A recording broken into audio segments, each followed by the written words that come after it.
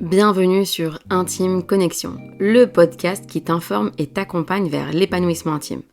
Je suis Zina Hamzaoui, sage-femme, sexologue clinicienne, thérapeute de couple et auteure du livre Chut Chouma, et j'ai comme mission de transmettre ce que j'ai appris depuis plus de 10 ans pour enfin parler santé sexuelle sans tabou, tout en étant aligné avec nos valeurs spirituelles et de pudeur. Salam alaikum, j'espère que tu vas bien. Nouvel épisode, nouveau thème, la fameuse chouma ou autrement comment la fausse pudeur a nui et continue de nuire à plusieurs générations. Donc quand je parle de fausse pudeur, c'est la fameuse chouma alias le mot joker qui est dégainé dès qu'une personne ne sait plus quoi dire, ne sait pas trop quoi répondre et surtout ne sait pas quoi faire face à des situations qui en règle générale sont de l'ordre de l'intime. Donc je te donne un exemple concret. Une après-midi à la maison, avec des copines, des amis, et là ton fils qui débarque dans le salon, la main dans son slip, et qui se met en plein milieu, et qui continue à discuter avec les tatas comme si de rien n'était. Car effectivement pour lui, il ne fait rien de mal. Et là tu sens ton sang faire je ne sais combien de tours dans ton corps, ton cœur qui s'emballe, et de loin, avec un regard, le mot chouma est prononcé. Mais vraiment, chouma! Et là, l'enfant, il te regarde en mode « Qu'est-ce que ça veut dire ? Pourquoi cette réaction ? Moi, pas comprendre. » Donc, soit par peur, il va arrêter sans avoir compris, soit il va trouver ça tellement drôle que les adultes se mettent dans de tels états pour finalement quelque chose qui lui fait du bien. Car pour un enfant, en fait, de moins de 7 ans, qui n'a pas été exposé à du contenu sexuel, qui n'a pas subi d'attouchement, et ben quand il se caresse les parties intimes, et là j'ai dit il, mais c'est vraiment pour ça peut arriver à autant aux filles qu'aux garçons, cet enfant n'est pas en train de se masturber. Donc il faut vraiment arrêter de sexualiser des comportements innocents. En fait ici, l'enfant est en train de tendre une sacrée perche pour clairement aborder des sujets liés au corps, liés à l'intime, aux limites à mettre avec les autres, au fonctionnement de la vie. Faut pas forcément philosopher, mais vraiment c'est des concepts très généraux, mais qui lui sont très proches et qui lui sont très intimes. Et c'est ainsi que les enfants, à plusieurs reprises, tout au long de leur vie d'enfant et d'adolescent, ils facilitent réellement les discussions, mais combien de parents osent y répondre ? Comme les questions qui reviennent le plus, c'est comment on fait les bébés ? Pourquoi vous me dites que je peux pas avoir d'amoureux ou d'amoureuse ? Pourquoi vous pouvez dormir tous les deux ensemble ?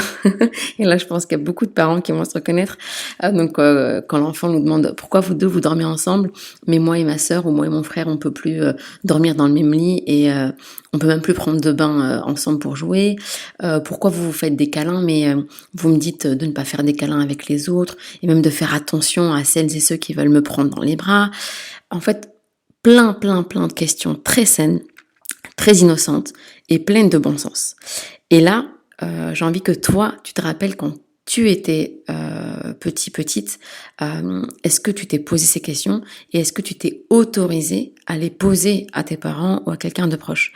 Et là, en fait, ce qui revient souvent, c'est oui, j'ai eu ces questions, je me suis posé ces questions, j'y ai réfléchi, mais et ça se passe quand je fais des interventions avec les jeunes au sein des écoles ou de différentes associations. Les jeunes me disent une fois, j'ai posé la question à ma mère ou à mon père, et quand j'ai vu sa réaction, j'ai compris que ici, ou en tout cas avec mes parents, je ne pouvais pas parler de ces sujets-là. Et donc depuis, ces jeunes se sont mis à soit en parler avec leurs amis, leurs cousins, cousines de leur âge, et même parfois plus âgés. Donc là, je te laisse imaginer aussi le genre de réponse qu'ils vont obtenir.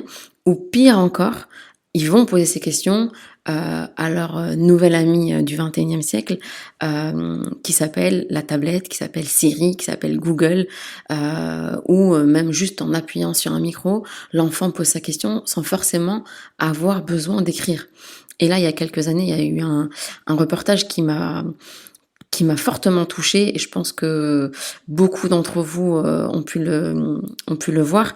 En tout cas, c'était une jeune fille qui était donc c'était en France, c'était une jeune fille qui était en école primaire, donc je sais plus, franchement elle devait être en CE2, CM1, et ses parents la laissaient jouer avec la tablette dans sa chambre, donc sans la surveiller, et cette petite fille s'est mise à écrire sur Google ou YouTube, je sais plus, c'était sur YouTube, je pense.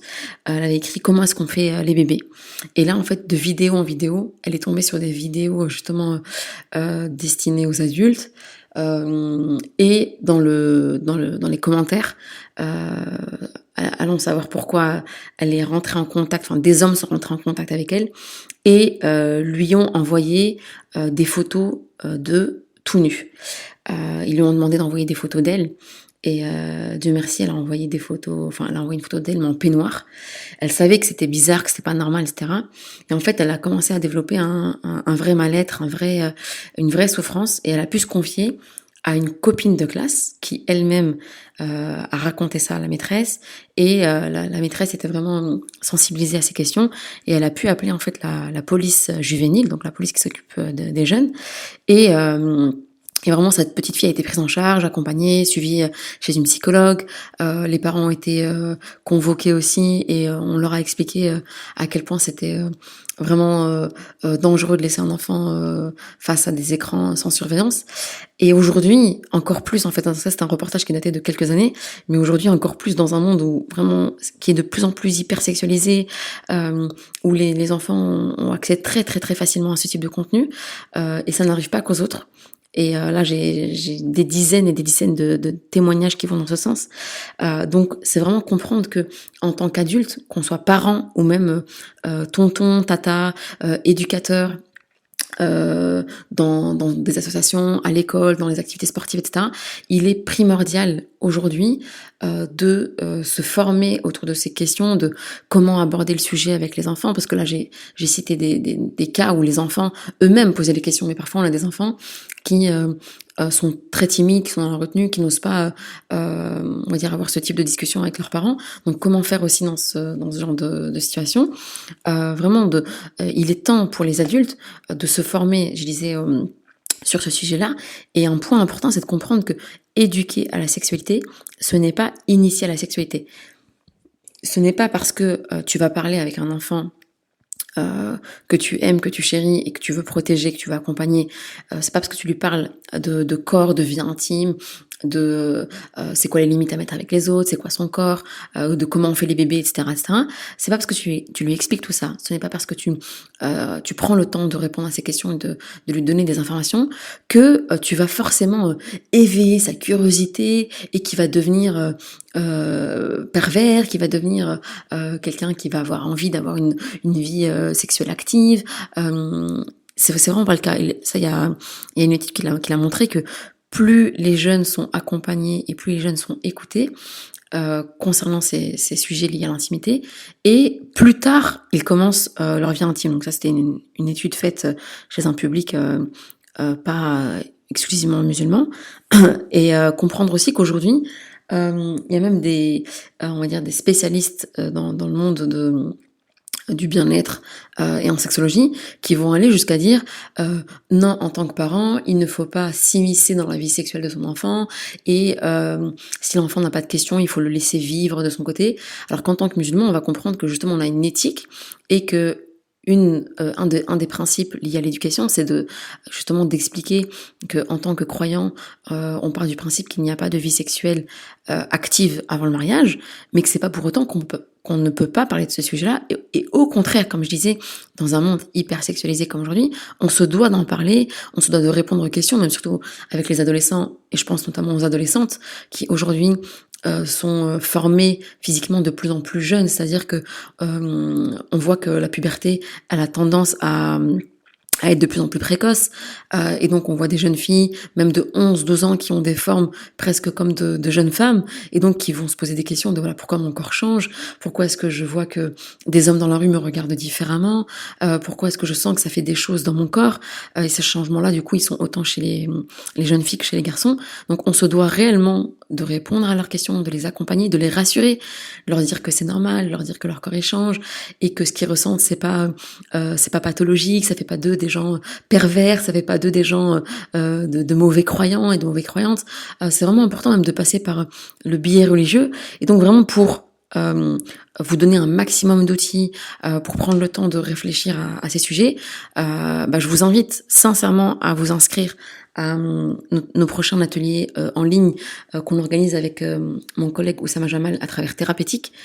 Donc les prochains sont les 22 et 23 août 2023, donc là très très très prochainement. Donc là c'est vraiment important.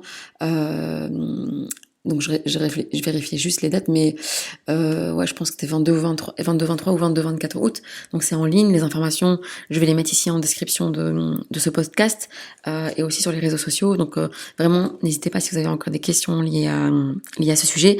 Je sais que c'est important, je sais que beaucoup de parents finalement veulent le meilleur, enfin la majorité des parents veulent le meilleur pour leurs enfants, mais sur cette question de hashoma, de corps, d'intimité, etc., vous ne savez pas forcément comment faire, vous savez pas forcément comment réagir, et c'est vraiment un sujet moi qui me tient à cœur parce que voilà, depuis plus de 10 ans je suis dans le domaine et ces questions elles reviennent fréquemment, et plus je rencontre des jeunes et plus je me rends compte que même si ce sont des enfants de la 3e, 4e génération issus de la diversité, enfin vous m'avez comprise, ici en Belgique et en France, ça reste en fait des jeunes qui sont avec des parents qui sont pas forcément à l'aise pour aborder ces sujets-là et qui sont livrés à eux-mêmes avec toutes les conséquences que cela peut avoir.